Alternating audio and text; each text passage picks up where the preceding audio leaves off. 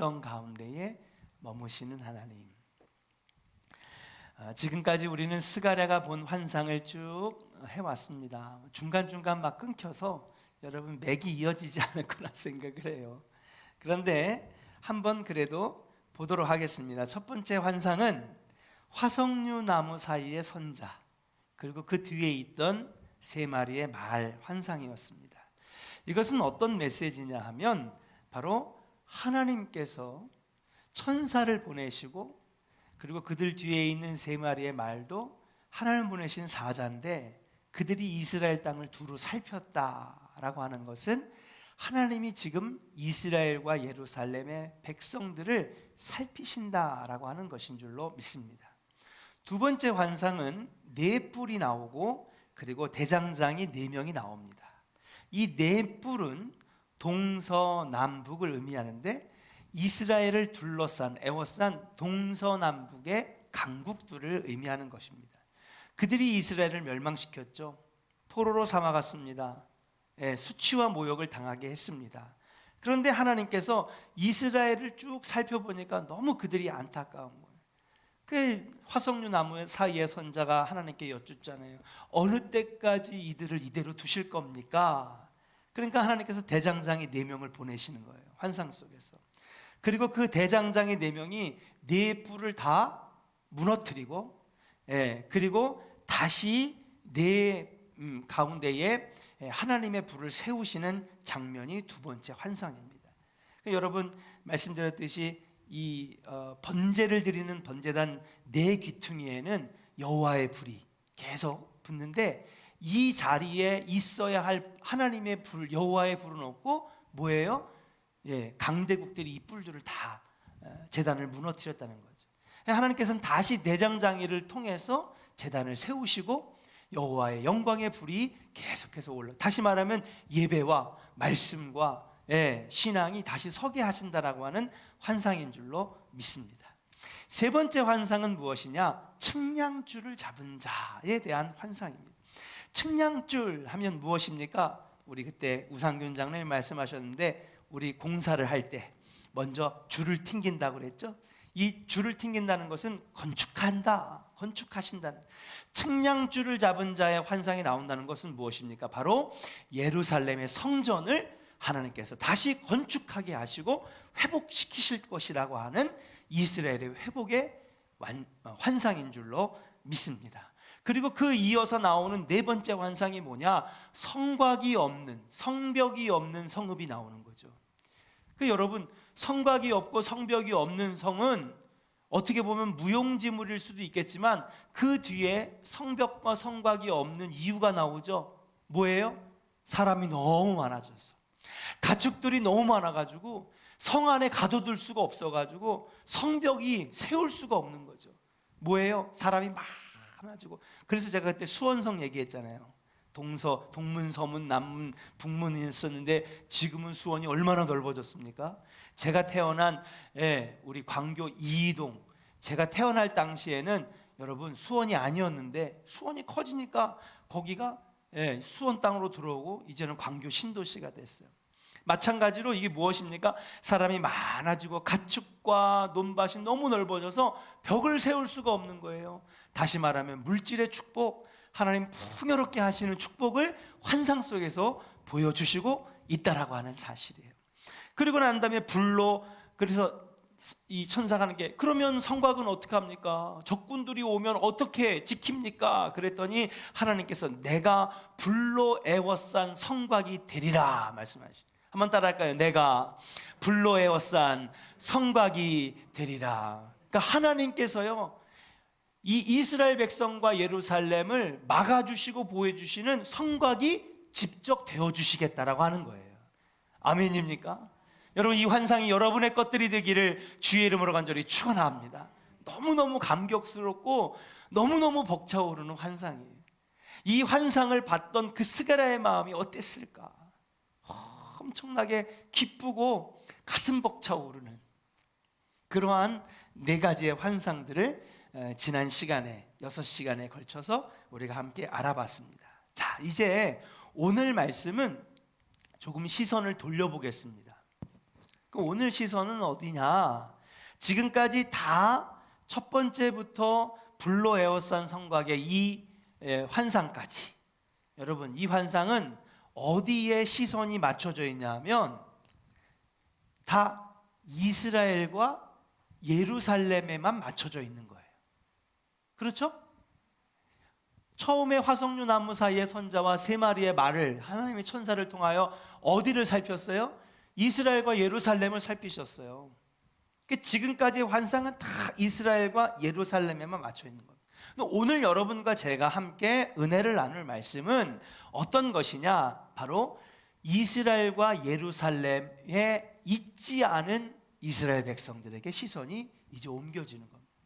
하나님, 이스라엘도 회복시키시고 예루살렘도 회복시키시고, 그런데 하나님, 이스라엘 사람들이 여기에만 있는 겁니까? 지금 어디에 있어요? 각 나라에 흩어져 있잖아요. 포로로 끌려가 있는 이들은 어떻게 할 것입니까? 그러니까 오늘 여기에 관한 하나님의 음성이, 환상은 아니지만 하나님께서 스가랴에게 친히 음성을 들려주시는 말씀이 오늘 말씀의 핵심이라고 볼 수가 있는 것입니다. 자, 그렇다면 이제 본격적으로 6절로 한번 들어가 보도록 하겠습니다. 같이 한번 6절을 한번 읽어볼까요? 시작. 오호라, 너희는 북방 땅에서 도피할지어다.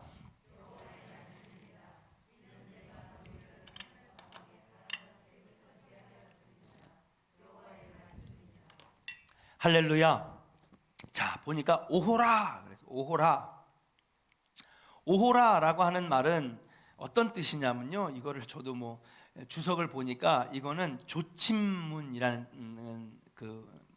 국어 용어래요. 조침문.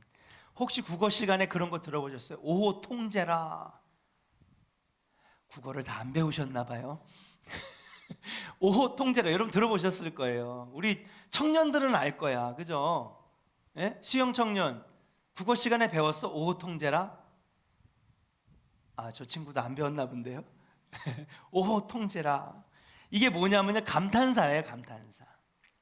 보통 다시 이 사람들로 하여금 집중하게 하기 위해서, 들어봐라.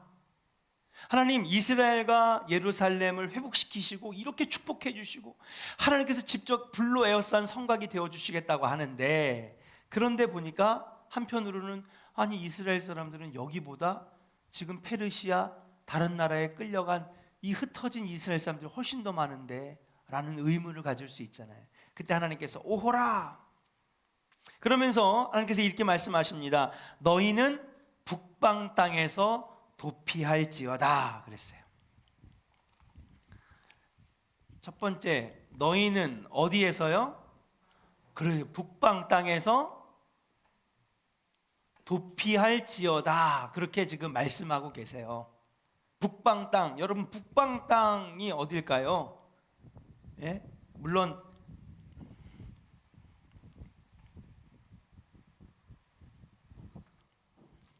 죄송합니다. 여기 바람 소리가 계속 들어가서 시끄럽네요. 북방 땅이 어딜까요? 여기 조명 좀 켜주세요, 아래. 자, 화면에 너무 어둡게 나와요. 시커멓게 나와요. 여기 조명, 여기. 그건 안 돼요. 그거 안 비춰줘요. LED가 꺼져 있어요. 이 아래 찬양단 거 비추는 거 다 꺼져 있어요, 지금. 자, 북방 땅이 어딜까요? 물론 동서남북 다 이스라엘을 괴롭혔던 땅들입니다. 그런데 그 중에서도 특별히 이스라엘을 무너뜨리고 망가뜨린 땅이 어디냐? 바로 북방 땅이에요. 북방 땅. 북방 땅은 우리가 보통 메소포타미아 문명이라고 하는데요, 여긴 여러분 이스라엘을 대대 역사적으로 괴롭혔던 나라예요. 뭐 아람, 여러분 아람 국가 알죠? 아람 군대. 또 어디 있을까요? 아수르, 아시리아, 그죠? 북이스라엘을 멸망시킨 나라. 그리고 아수르가 멸망하면서 또 어디예요? 메대. 그 다음에 또 바벨론. 그리고 바벨론을 또 무너뜨려서 포로를 그대로 가져간 페르시아.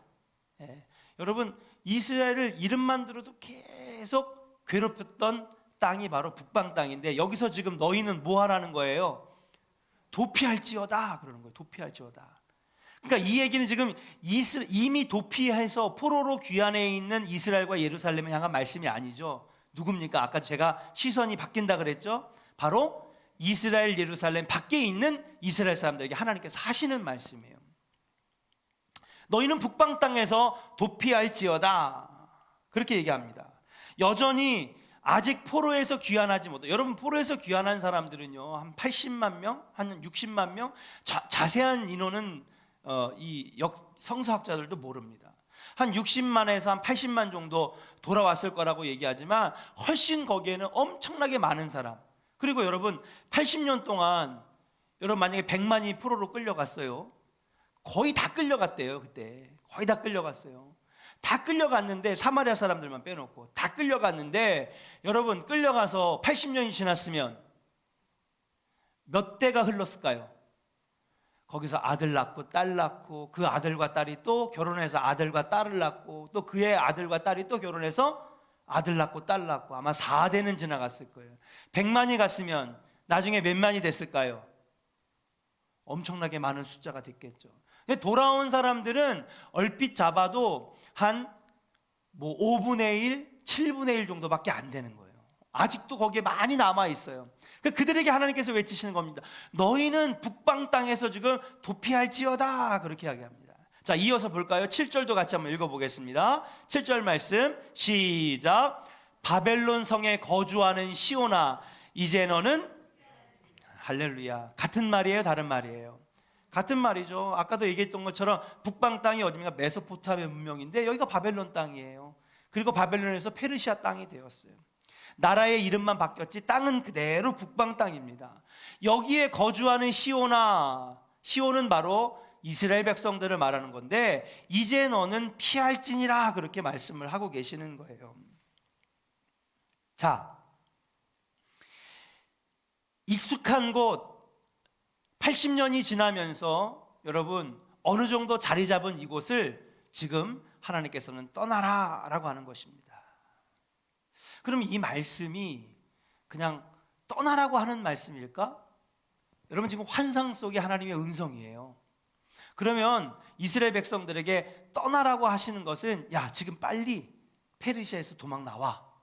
여러분 도망 나올 수 있을까요? 못 나올까요? 네? 못 나와요. 여러분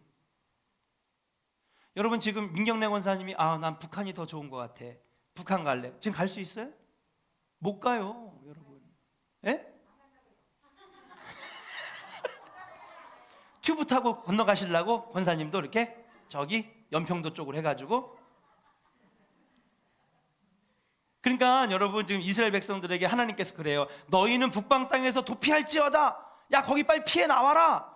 그러면은 페르시아의 고레스 왕이 보내줄까요? 안 보내줄까요? 그래 잘 가. 그러면 잘 가. 여러분 60만 명 정도는요 지금 고레스 왕의 칙령이라 그래서 다니엘에게 은혜를 받은 이사야 다니엘에게 지금 은혜를 받고 다니엘이 막 지금 놀라운 모습들을 보이는 그 가운데 이 사람이 하나님을 향한 신앙을 얻은 거예요. 고레스 왕이. 그래서 너무나 하나님께 감동되어 가지고 이스라엘 백성들이 얼마 정도를 지금 너희 땅으로 돌아가서 니네 나라를 다시 재건해라, 성전을 세워라 보내준 거지만 아직도 5분의 1에서 7, 8분의 1 정도 엄청나게 많은 숫자는 지금 여기 있는데 이들이 가겠다 그러면 보내주냐고요. 민경래 권사님 북한 땅으로 전 헤엄쳐서 가려면 문재인 대통령이 보내줘요? 안 보내줘요. 그 도피한다고 도피하는 거냐? 아니에요. 여러분 이 말씀에는 영적인 의미가 담겨져 있는 거예요. 그러면 핵심부터 한번 말씀드릴게요. 핵심은 뭐냐 하면 하나님께서 뭐라고 하시는 거냐? 여러분 익숙한 곳에서 벗어나라 라고 하는 말씀이에요. 어떤 말씀이냐 하면 바로 여러분 80년이 지나면요 그 나라의 문화를 흡수하고 언어를 흡수할 수밖에 없어요. 예. 그리고 아무래도 성전이 있는 곳, 하나님을 찬양하고 예배했던 곳에서 멀어지게 되면 그들의 신앙이 나태해질 수밖에 없는 거예요. 그렇게 80년이라고 하는 시간이 흐르고 아들, 딸 낳고 그 아들의 딸이 또 아들, 딸을 낳고 그렇게 해서 3대, 4대에 걸치면서 거기에 살다 보니 여러분, 이스라엘로 돌아오는 게 편할까요? 거기에 그냥 머물러 있는 게 편할까요? 당연히 머물러 있는 게 편하죠. 하나님께서 이 말씀을 하시는 이유가 뭐냐 하면 지금 너희가 익숙한 곳에서 벗어나라고 하는 거예요. 어떤 신학자가 그렇게 얘기했어요. 믿음이란 뭐냐? 믿음이란 뭐예요? 안주하는 곳에서 벗어나라, 그렇게 얘기를 하는 거예요. 아, 그러면 난 조원교회에서 너무 익숙했나 봐. 23년 동안 이제 다른 교회를 찾아가지고 좀 떠날까 봐. 그 말씀이 아니에요. 뭐냐? 그동안에 믿음으로 살지 못하고 세상 속에 섞여 살다 보니 하나님을 잊어버리고, 여기가 편하니, 이곳 문화가 편하니, 여기 종교가 편하니, 여기에서 세속적인 삶, 세상적인 삶, 편한 삶, 여기에서 지금 빠져나오라고 하시는 하나님의 말씀인 줄로 믿습니다. 오히려 여러분, 예레미야 선지자는요, 사람들이 물어봅니다. 예레미야 선지자요, 지금 저기 포로로 끌어가 있는 저 이스라엘 사람들이 훨씬 많은데 그들을 어떻게 해야 됩니까? 사람들이 물어올 때 예레미야가 이렇게 얘기를 합니다. 그들을 향하여 이렇게 합니다. 너희는 그냥 거기서 잘 살아라. 예레미야 선지자가 그랬어요. 넌 거기서 잘 살아라. 거기서 신앙을 지키며 잘 살아라. 오히려 선지자들은요, 그들을 억지로 포로에서 귀환시키려고 하지 않았어요. 오히려 그곳에서 잘 살라고 얘기를 합니다. 예레미야 선지자도 그랬고 다른 선지자들도 그랬어요. 근데 하나님은 지금 거기서 도피하라고 하시거든요. 그게 지금 말이 안 맞는 거예요. 하나님의 음성을 받은 선지자들과 하나님이 오늘 하시는 말씀하고는 완전히 상충되는 말을 하고 계시는 거예요. 이 얘기는 뭐냐? 바로 그 땅에서 물리적으로 벗어나라고 하는 것이 아니라 거기에서 나태해지고 거기서 습관 들고 거기서 이방 문화와 세속적인 문화 속에서 하나님 없이 살아가던 곳에서 벗어나라고 하시는 하나님의 메시지인 줄로 믿습니다. 이게 오늘날 우리의 메시지가 되어야 한다는 거예요. 교회, 좋은 교회, 난 너무 오래 다녔나 봐. 목사님, 제가 30년 다녔거든요. 딴 교회 가고 싶어요. 우리 전도사님들이 어쩔 수 없이 이제 이번에 사임을 다 하세요. 그래서 새로운 전도사님들이 오셔. 제가 전도사님들한테도 뭐 김생 전도사님 안수 받으시니까 나가시는 거고. 근데 전도사님들 보면서 내가 늘 마음속으로 기도하는 건 뭐냐면, 여기 있다 보니까 코로나에다가 그냥 뭐 안주한 것 같고 익숙한 것 같고, 그래서 난 떠나야지. 여러분, 신앙의 핵심은 그게 되어서는 안 되는 거예요. 하나님 원하시는 건 뭐냐면 장소가 중요한 게 아니라는 거죠. 나의 믿음이, 나의 신앙이, 나의 삶의 모습이 지금 세속적이고 안주하고 하나님 없이 사는 데에서 벗어나는 것이 중요한 것이지. 아멘입니까? 그것이 어디든지. 여러분, 그렇게 따지면 우리는 지금 예루살렘 성전에 가 있어야 되는 거예요. 오늘 수요 예배를 어디서 드려야 되냐? 예루살렘 성전에 가 있어야 돼요. 그런데 지금 우리는 어디 있어요? 대한민국 수원에서 지금 조원께서 예배 드리고 있잖아요. 구약 성경의 초점으로 볼 때는 우리는 지금 예루살렘 성전에 가서 예배 드려야 돼요. 근데 뭐예요? 지금은 거기서 엄청나게 지구 반대편인 땅에서 예배 드리고 있단 말이죠.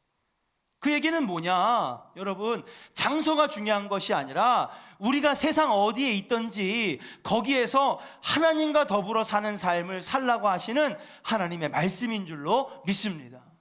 자, 그러면 그런 사람이 있었어요? 예를 들면 누가 있어요? 다니엘이 있잖아요. 다니엘은 포로에서 돌아왔어요, 안 돌아왔어요? 돌아왔어요, 안 돌아왔어요? 안 돌아오고 어디서 죽었어요? 페르시아에서 죽었어요. 그가 어린 나이에 포로로 끌려갔지만 그는 페르시아에서 죽었어요. 근데 다니엘서를 보면 여러분 아마 잘 아실 거예요. 다니엘이 어떻게 했어요? 그는 매일 뭐예요? 그렇죠? 예루살렘을 향하여 창문을 열고, 그렇죠? 하루에 3번 하나님께 기도했다 그랬어요. 장소가 중요한 게 아니에요. 다른 교회를 가면은, 어디를 가면은 이런 새로운 환경이 되면 좀 나아질까? 여러분, 거기서 거기야. 다 어차피 냄새나고 썩은 사람들, 다 모자라고 부족한 사람들끼리 모여있는 그 교회는 다 그 교회예요. 여러분, 물론 어느 정도의 차이가 있는 것은 인정하지만 중요한 건 뭐냐? 장소가 중요한 것이 아니에요. 시간이 중요한 것이 아니에요. 다니엘은 비록 우상의 땅 페르시아에 있었지만 그는 거기에서 매일마다 하루에 예루살렘에 창문을 열고 3번씩 기도하면서 언제나 우상의 음식을 가까이 하지 아니하고 믿음으로 살았더니 오히려 그를 변화시키려고 했던 왕이 변화되는 역사가 일어나게 되었는 줄로 믿습니다.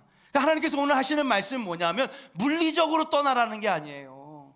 세속적인 너의 믿음 없음에서 떠나라고 하시는 것이지. 사랑하는 조은혜 성도 여러분, 오늘 이 말씀이 여러분들의 말씀 되기를 주의 이름으로 간절히 축원합니다. 오늘 그렇게 우리가 코로나 시대를 살고 있으면서 정말 우리에게 필요한 것이 아니에요. 물론 성전 중요하죠. 정말 100번을 강조해도 중요합니다. 그러나 사랑하는 여러분, 여러분이 계신 곳이 거룩한 곳 되시기를 주님의 이름으로 간절히 축원합니다. 여러분이 있는 곳이 비록 정말 성전과 멀리 떨어져 있는 곳이라 할지라도 여러분이 계신 곳이 하나님과 함께하는 곳, 하나님을 향하여 창문을 열고 기도하는 믿음의 장소가 되기를 주님의 이름으로 간절히 축원합니다. 그래서 신학자는 믿음이란 무엇이냐? 현실에 안주하는 것으로부터 벗어나는 것, 그렇게 말했다라고 하는 사실이에요. 오늘 이 6절과 7절의 말씀이 바로 지금 이스라엘로 돌아오지 못한 사람들에게 주시는 하나님의 말씀이다 라고 볼 수 있습니다. 자, 두 번째로 그러면 8절을 한번 다음 말씀 넘어가 보도록 하겠습니다. 8절을 한번 같이 읽어볼까요? 시작. 만군의 여호와께서 이같이 말씀하시되 영광을 위하여 나를 너희를 노략한 여러 나라로 보내셨나니 너희를 범하는 자는 그의 눈동자를 범하는 것이라 그랬어요. 그러니까 하나님께서 8절을 읽어보면 앞에 6절과 7절의 말씀이 더 분명해져요. 자, 8절 앞에를 한번 보겠습니다. 만군의 여호와께서 이같이 말씀하시되, 그 다음에 너희를 노략한 여러 나라로, 여기서 나를은 누구예요? 스가랴 선지자를 말하고 너희는 이스라엘 백성들을 말하는 거죠. 그걸 노략한 여러 나라로 보내셨다는 거죠. 다시 말하면 포로로 끌려가게 보내셨다는 거예요. 누가 보내셨다는 거예요? 하나님 보내셨다는 거예요. 포로로 끌려가게. 근데 포로로 끌려가게 하신 이유가 있대. 뭐를 위하여? 예? 그렇죠. 영광을 위하여. 여러분 말씀을 잘 읽으셔야 돼요. 억지로 포로로 끌려가게 된 게 아니라는 거예요. 나 스가랴와 너희 이스라엘 백성들을 여러 나라로 흩게 하시고 포로로 끌려가게 하신 것은 하나님께서 지금 말씀하시는 거예요. 뭐라고? 만군의 여호와께서 말씀하셨대요. 환상 속에서 내가 너희를 흩어뜨리고 포로로 끌려가게 한 것은 내가 한 것인데 뭐를 위하여? 영광을 위하여. 할렐루야. 그러니까 6절과 7절의 말씀이 더 분명하죠. 예. 하나님께서 그곳에 보내신 이유는 뭐냐 하면 너희가 그곳에서 뭐 하라고? 하나님의 영광을 드러내라고. 할렐루야.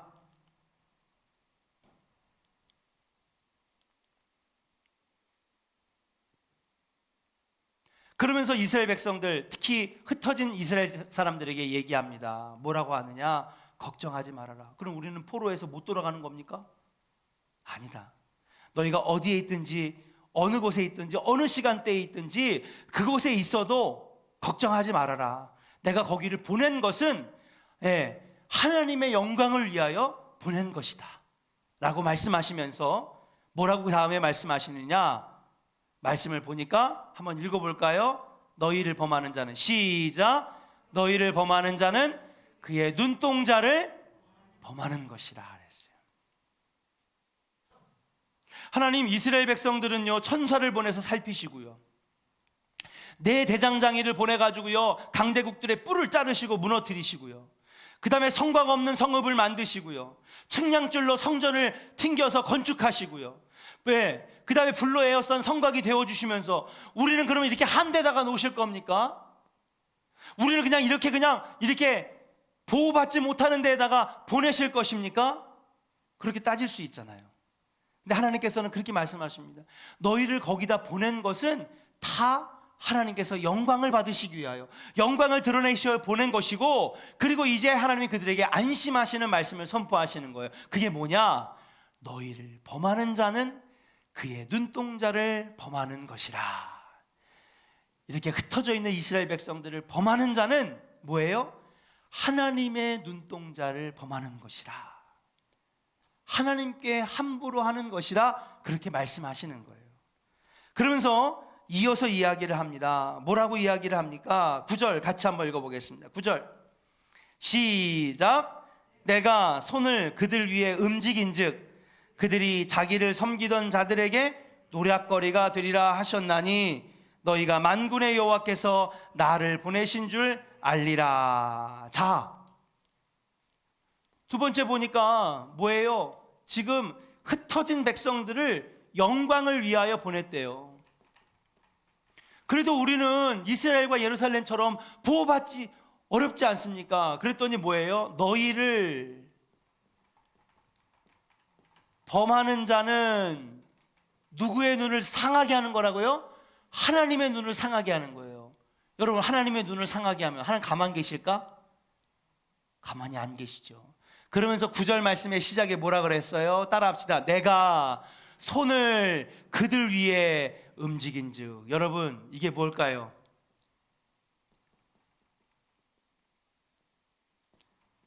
손을 그들 위에 움직인즉. 여러분, 이게 뭐냐면요, 내가 그들을 공격할 것이다 라는 말이에요. 여러분, 손을 그들 위에 움직였다는 말. 여러분, 우리나라 표현에도 그런 거 있죠? 야, 너 누가 건드렸어? 손댔어? 이런 말 해요, 안 해요? 하죠. 여러분은 한국 사람이 아니에요?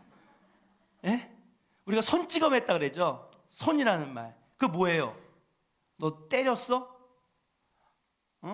그 전화해가지고 이복의 김서방, 예? 우리 딸 손댔어? 그 얘기 뭐예요? 그쵸, 어저께 죽어가지고 때렸냐 이거지. 손댔어? 그쵸? 여러분, 이제 이해가 가시겠어요? 손을 그들 위해 움직이신다는 거. 손을 움직이셨다는 건 뭐예요? 저렇게 흩어진 이스라엘 백성들, 만약에 그들을 범하거나 그들을 함부로 대하거나 그들을 공격하면 그것은 곧 나를 공격한 것이니 내가 가만히 있지 않고 여호와인 나, 여호와 하나님, 내가 어떻게 한다는 거예요? 손을 들어서 그들을 가만히 두지 않을 것이다 라고 하시는 하나님의 약속의 말씀인 줄로 믿습니다. 사랑하는 조은의 성도 여러분, 우리는 다 흩어진 자들입니다. 우리는 하나님 앞에 디아스포라, 흩어진 자들입니다. 그리고 하나님은 우리를 왜 그렇게 흩어지게 만드셨느냐? 바로 영광을 위하여 그렇게 흩어지게 만드셨다는 거예요. 비록 사랑하는 여러분, 우리가 비대면 예배 때문에, 그리고 코로나 때문에 우리가 지금 비록 흩어져 있지만, 여기 지금 원래 훨씬 더 많은 성도들이 와야 되고 주일에도 훨씬 더 많은 성도들이 함께 모여 교제해야 되지만, 어떻게 보면 코로나에도 진정한 의미가 담겨져 있을지도 모른다는 생각을 해요. 뭐 하느냐? 니네끼리만 하지 않았냐, 하나님께서. 그냥 너희들끼리 그냥 여기가 좋사오니 너희들끼리 밥해 먹고 너희들끼리 쿵짝하고 너희들끼리 눕고 떠들면서 그러면서 흩어지지 않지 않았느냐. 여러분, 원래 교회는요, 모이면 기도하고 뭐예요? 흩어지면 복음 전하고 전도하는 증인되는 삶을 살아야 되는데, 한국 교회가 지금까지 뭐 했느냐? 그냥 교회 안에서 잘 꾸며놓고 잘 해놓고 그냥 편의시설 잘 해놓고 식당 잘 해놓고 너희들끼리만 하지 않았느냐. 여러분, 어떻게 보면 이 말씀을 들으면 너무너무 회개가 되더라고요. 그냥 너희들끼리만 너무 좋아서 그렇게 한 거 아니냐? 그 하나님 우리를 왜 흐트러 놓으십니까? 왜 흐트러 놓긴? 거기 가서도 영광 돌려야지. 할렐루야. 여러분, 하나님께서 흩어지게 하시는데도 하나님의 뜻이 있다고 저는 생각을 합니다. 아브라함에게 너는 본토 친척 아비집을 떠나 내가 지시하는 땅으로 가라고 할 때 아브라함이 순종해서 갔어요. 그러니까는 여러분, 12장 2절에 뭐라고 그랬냐면은 너는 복이 될지라 그랬어요. 무엇입니까? 비록 내가 너를 지금 안주하는 아비집, 친척집, 뭐예요? 이게 다 뭐예요? 오늘 말하는 북방 땅이에요. 안주하는 땅이에요. 익숙해져 버린 땅이에요. 예, 여기가 좋사오니, 그리고 여기가 안주해버린 땅이에요. 근데 거길 떠나게 하셔서 흩어지게 하신 이유는 뭐냐? 가서 복 있는 인생이 되게 하고, 복의 매개물이 되게 하시고, 복의 마중물이 되게 하시려고 흩어지게 하시대는 거예요. 그럼 코로나만 가지고 불평하고 원망하고, 아유, 왜 이렇게 됐지? 여러분, 그렇게 따지면 제가 제일 억울해요. 그냥 얼마나 힘을 있는지 몰라요. 성도들이 막 그냥 막 꽉 차가지고 함께 찬양하고 기도하면 그냥 목회자가 힘이 나가지고 막 신이 나가지고 메시지에도 막 그냥 힘이 막 느껴지는데 막 힘이 막 빠지는 거예요. 근데 오늘 말씀을 묵상하면서 생각해 봤어요. 하나님, 이 상황에서 이 말씀을 주시는 건 뭘까? 아, 맞다. 비록 코로나 때문에 우리가 흩어져 있지만 거기서도 너는 복이 될지라, 복의 근원이 될지라, 복의 매개체가 될지라. 하나님 흐트러뜨리게 하신 이유가 뭡니까? 내가 영광을 위하여 너희를 흐트러뜨렸으니. 할렐루야. 여러분, 우리가 말씀을 긍정적으로 받아들였으면 좋겠습니다. 코로나 때문에 어두운 면만 볼 것이 아니라 코로나 사태에도 밝은 면, 신앙적인 면, 하나님이 원하시는 뜻이 과연 무엇일까 고민할 수 있는 여러분. 비록 우리가 가정으로 흩어지고 우리가 함께 할 수 없는 흩어진 인생이지만 그곳에서 우리가 하나님의 영광을 위해 쓰임받으면 얼마나 좋겠는가. 우리 한번 옆 사람에게 한번 축복합시다. 비록 흩어졌지만 거기 가서도 복의 근원이 됩시다. 할렐루야. 일단 아멘 크게 해야 되는 거 아니에요? 마스크 때문에 일부러 핑계 대시는 것 같은데. 다시 한번 축복합시다. 하나님의 영광을 드러냅시다. 할렐루야, 할렐루야, 아멘. 모이게 하신 것도 하나님의 뜻이고요, 흩어지게 하신 것도 하나님의 뜻이에요. 코로나를 주신 것도 하나님의 뜻이지. 세상 모든 만물 하나님의 뜻이에요. 잘 되는 것도 하나님의 뜻이고 안 되는 것도 하나님의 뜻이에요. 욥이 부자가 된 것도 하나님의 뜻이고 모든 걸 싹 가져가신 것도 하나님의 뜻이에요. 그러나 거기에 숨겨진 하나님의 의도가 있는 거예요. 그 모든 것을 다 뒤로 지나가 보면 하나님의 영광을 위하여 복이 되게 하시려고 주시기도 하시고 가져가시기도 하시는 것인 줄로 믿습니다. 그러니 이스라엘 백성들아, 걱정 말아라. 너희를 비록 포로에서 귀환하게 못한 것도 있지만 거기에 남겨두게 한 이유도 있는 것이다. 영광을 위하여 복의 근원이 되라고. 그러나 만일 너희를 누가 범하는 자가 있으면 그것은 나의 눈동자를 찌른 것과 마찬가지니 내가 손을 들어 그들을 가만두지 않으리라. 여러분, 눈동자가 보통 무슨 뜻이에요? 성경에서는 우리 기도하죠. 제가 많이 쓰는 표현인데, 하나님 이 가정을 불꽃 같은 눈동자와 같이 지켜주시고. 눈동자는요, 항상 성경에는 무슨 뜻이었어요? 하나님의, 그쵸, 보호하심이에요. 내가 너희를 보호하는 하나님 여호와인데 그들이 너를 공격하면 너는 눈동자 같은 하나님, 나를 공격한 것이나 마찬가지니 내가 손을 들어 그들을 가만두지 않을 것이다. 사랑하는 걱정하지 마세요. 예, 여러분들 어디에 있든지 우리의 신앙과 믿음이 확실하면 하나님이 반드시 여러분들을 지켜주실 줄로 믿습니다. 그게 믿음이잖아요. 아멘. 그 하나님 또 그 다음에 뭐라고 말씀하시느냐? 계속해서 9절을 한번 읽겠습니다. 9절. 자, 내가 손을 처음부터 읽어볼까요? 시작. 내가 손을 그들 위에 움직인즉 그들이 자기를 섬기던 자들에게 노략거리가 되리라 하셨나니. 할렐루야. 그들이 자기를 섬기던 자들에게, 여러분 여기서 말하는 범하고 손찌검하고 마음대로 함부로 대하던 그 사람들은 말 그대로 이 성경적으로 역사적으로 볼 땐 페르시아 백성들, 권세 있고 힘 있고 군대를 가진 사람들이에요. 근데 그들이 어떻게 한다는 거예요? 너희를 함부로 대하고 너희들을 범하고 손찌검하고 너희들을 압박하고 죽이고 그런다면 내가 가만히 두지 않을 건데, 오히려 그들이 나중에 어떻게 될 것이냐? 바로 그들의 하인과 종, 섬기던 자들이었어요. 하인과 종과 노예들에 의해서 오히려 노략거리가 될 거라고 지금 하나님께서 경고하시는 거예요. 그러니까 쉽게 얘기하면 걱정하지 말아라. 내가 너를 지켜주리라. 어디에 가든지 무엇을 하든지 너희들의 믿음이 확실하면, 너희가 내 백성이 되고 내가 너희의 하나님이 되기만 하면 내가 너희를 위하여 가만두지 않으리라. 내가 너를 눈동자와 같이 보호하실 것이다 라고 하는 언약의 말씀이 바로 오늘 본문의 초점인 줄로 믿습니다. 근데 계속 좋으시다가 익숙한 곳에서 떠나라고 그랬으니까 조원교회 23년 다녔는데 이제 딴 데 좀 가볼까? 그럼 그 메시지가 아니에요.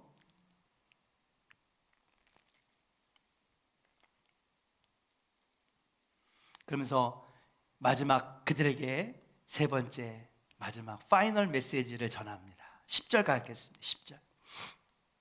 10절 같이 한번 읽어볼까요? 10절 시작. 여호와의 말씀에 시온에 따라 노래하고 기뻐하라. 이는 내가 와서 내 가운데에 머물 것임이라. 여러분, 이 하나님의 음성을 들으니까 기쁠까요, 안 기쁠까요? 네. 마냥 앞에서는 이스라엘하고 예루살렘만 잘해주겠다는 말씀만 쫙 늘어놓으셨는데, 환상을 통해서 그렇잖아요. 예? 화석류 나무의 천사를 통하여 살피시고, 그렇잖아요. 대장장이를 보내서 강력한 뿔들을 다 무너뜨리게 하시고, 측량줄을 통하여서 튕겨가지고 성전을 건축하겠다 하시고, 예, 성곽 없는 성읍처럼 풍요한 나라가 되겠다고 하시고, 그리고 불로에 선 성곽에 대해서 그들을 직접 지켜주시겠다고 했는데, 우리가 숫자가 더 많은데 우리는 뭐 낙동강 오리알입니까? 그런데 오늘 보니까 이 뒤에 하나님의 음성을 통하여 흩어진 이스라엘 백성, 아직 포로로 남아있는 그들에게도 하나님이 지켜주시겠다고 하시는 언약의 말씀이 지금까지 우리가 6절부터 10절까지 해온 말씀이에요. 그래서 마지막 하나님께서 주시는 말씀이 뭐냐? 따라합시다. 내가 내 가운데에 머물리라. 할렐루야. 내 가운데에 머물리라. 그렇게 말씀하시는 거예요. 다시 말하면 God with me. 예? 뭐예요? 하나님이 나와 함께 하신다. God is always with me. 나와 늘 함께 하신다는 거예요. 내 가운데에 함께 할 것이다. 여기서 말하는 시온의 딸은 당연히 누구를 말하는 거예요? 그렇죠. 흩어진 이스라엘 백성들을 말하는 거예요. 시온이라고 하는 말은 여러분 실제하는 거예요? 실제하지 않는 거예요? 상징의 표현이라고 말씀드렸죠. 시온산이 있을까요? 없을까요? 미국에 시온산이 하나 있어요. 그럼 가봤어요. 근데 그거는 그냥 사람들이 붙여준 이름이지, 성경에서 나오는 시온산은 진짜 산이 아니에요. 상징적인 표현이지. 마치 봉황이 있어요, 없어요? 있는 생물이야, 없는 생물이야? 불사조 있어요, 없어요? 없잖아요. 마찬가지로 상징적인 표현이죠. 그 시온이라고 하는 것은 무엇입니까? 그냥 하나님의 자녀를 통틀어 일으키는, 하나님의 소유를 말하는 표현인 줄로 믿습니다. 그러니까 여러분, 우리는요 다 하나님의 시온이 되어야 되는 거예요. 축복해 볼까요? 당신은 시온입니다. 당신은 시온산이 되어야 합니다. 아멘입니까? 예. 시온의 딸들아 얘기하는 거예요. 이 시온의 딸은 뭡니까? 바로 흩어진 북방에 있는 남겨진 포로들, 이스라엘 백성들에게 얘기합니다. 노래하고 기뻐하라 그런 거예요. 너희들 하나님이 외면하신 것 같지만 아니야. 예. 그곳에서 비록 지금 살지만 하나님은 언제나 너희와 함께 하실 것이라고 하는 거예요. 예. 내가 너희들을 눈동자와 같이 지켜줄 것이고, 누가 너희를 건드리면 그것은 하나님 나의 눈을 찌른 것과 똑같은 것이니 내가 손을 들어 그들을 가만두지 않을 것이고, 그들을 오히려 너희를 섬기던 자들에게 노략거리가 되게 만들 거라고 하는 하나님의 약속과 보호의 언약의 말씀인 줄로 믿습니다. 내 가운데 함께 할 것이다 라고 하는 거예요. 여러분, 얼마나 은혜로운 말씀이에요. 근데 여기서 한 가지만 더 짚고 넘어가겠습니다.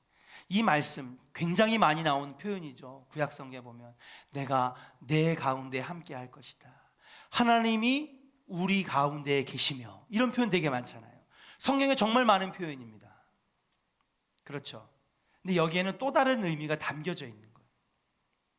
앞에 했던 말씀하고 아주 연관되는 말씀. 아까도 그랬죠. 뭐예요? 지켜줄 건데 어떻게 지켜줘야 되냐? 시온의 딸이 되어 지켜주시지. 여전히 북방 땅에서 도피하지 못하고 그 페르시아에서 익숙한 삶, 이방 문화, 우상에게 절하고 세속 문화에 젖어 있는 사람을 하나님께서 눈동자같이 지켜주시지 않으세요? 그런 안주하는 세속 문화에서 벗어난 자들을 하나님께서 지켜주시겠다고 하는 거예요. 그 말씀과 이 마지막 말씀이 이게 연관이 됩니다. 그러니까 하나님이 지금 우리 가운데 계시대요. 여러분 가운데 계시대요. 그러면 봅시다. 하나님이 우리와 함께 계시면 우리가 함부로 살 수 있을까요? 없을까요?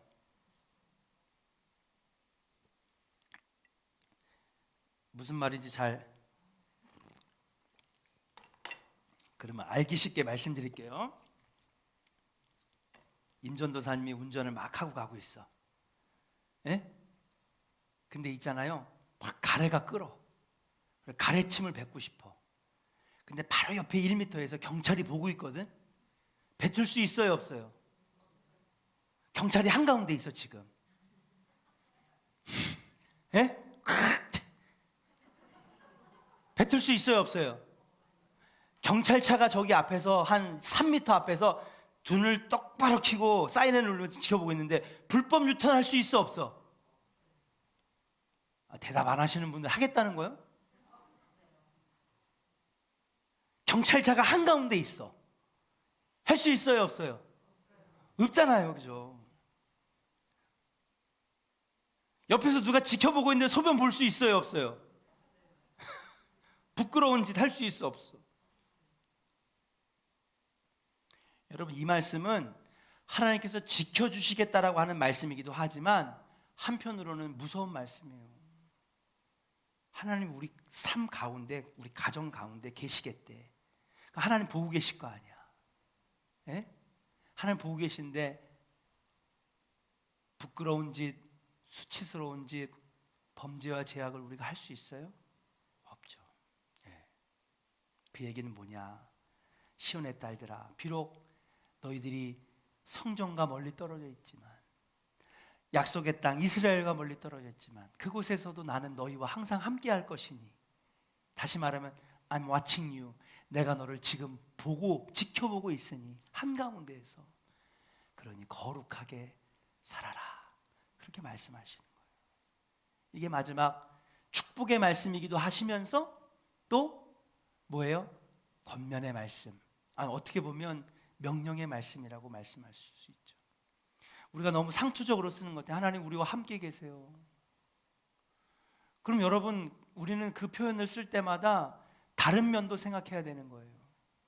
하나님이 함께 계신다고 한다는 건 하나님이 지켜주시겠다고도 하는 것이지만, 그러면서 한편으로는 또 뭐예요? 하나님이 함께 계시면서 나의 모든 것 다 보실까요, 안 보실까요? 보시는 거죠. 우리는 그 면은 안 봐요. 그냥 늘 함께 계시면서 도와달라고만 생각하는 거지. 하나님 나와 함께 계시고 하나님 내 가운데 계시고 그러면 도와달라는 생각만 하는 거예요. 그리고 내가 살아가는 모습은 전혀 생각하지 않는 거죠. 근데 이것도 생각해야 되는 거예요. 하나님 나와 함께 하시면 내 삶의 모든 것을 보고 계실까요, 안 계실까요? 보시는 거예요. 바로 옆에서, 바로 가운데에서. 그럼 어떻게 해야 되느냐? 비록 너희가 어디에 떨어져 있든지, 코로나가 핑계거리가 아니라 어디서 무엇을 하든지 거기서도 거룩하게 살아라. 왜요? 하나님은 우리 가운데 계시는 분이니까. 시간이 많이 지났습니다. 사랑하는 여러분, 어떻게 보면 흩어진 백성들, 우리가 지금 아마 2020년이 흩어진 성도의 삶을 경험하는 게 아닐까. 속회 예배 드리면서 막 교제도 해야 되고 얘기도 해야 되고, 그렇죠? 함께 모여서 막 밥도 해 먹고, 그냥 옛날에는 그냥 설거지가 얼마나 힘들었는지, 그래도 설거지라도 좀 시켜줬으면은, 예? 교회 청소도 그냥 힘들어라, 1년에 그거 딱 한 달 하는 건데 너무 힘들어서. 딴 교회는 용역 청소업체 쓴다는데 왜 우리는 여성교회 모아가지고 청소하나. 근데 청소할 때가 막 그립고요, 그죠? 예. 함께 모여서 막 했던 그 시간들이 너무 그리워요. 그러나 흩어지게 하신 것에서도 하나님의 뜻이 분명히 있다. 그곳에서 영광을 위해 사시고 복의 근원이 되시고, 그러면서도 늘 하나님이 눈동자같이 지켜주신다는 걸 잊지 마시고, 여러분 한가운데 하나님이 계십니다.